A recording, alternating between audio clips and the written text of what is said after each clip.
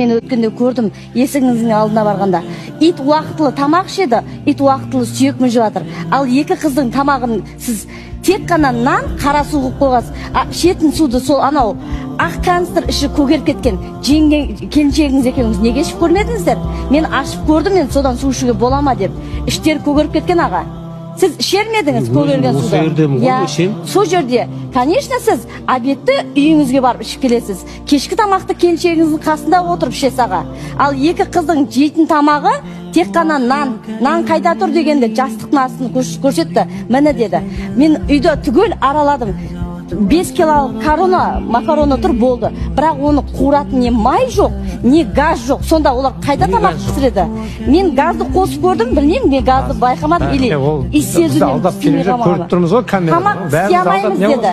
Бұлар жыл 12 ай тамақ жемейді қыздар. Қалай араныңыздан өтті, 300 мыңнан астам сіз айлық алып отырсыз осы қыздарға. 160 мың ана жерден алам дедіңіз, я? Бақытжан төлейді дедіңіз. 160 мың тағы да сіз олардың жаңа инвалидциясын аласыз. Еще опекунствоға тағы да ақша аласыз. Әшейінен 400 мыңнан астам сізге ақша кеп отыр да, бірақ қыздар арам, ауру. Неге ол көшеде жату керек айдалада? Неге сіздің қасыңызда жылы жерде жатпайды сол балалар? Сіз өзіңізде 6 бала, неге сол 6 баланы осындай күнге самадыңыз?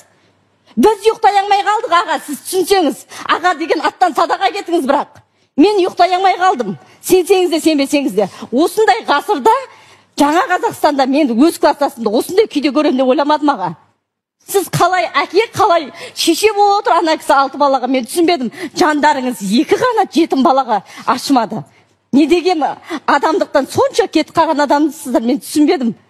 Мен түсінерім, бай осындай жағдай жасаса да, айдалада біреуге, өзбекті әкеп, или басқа біреуді әкеп, сіз өз қарындасыңыз осындай дәрежеге түсірдіңіз аға.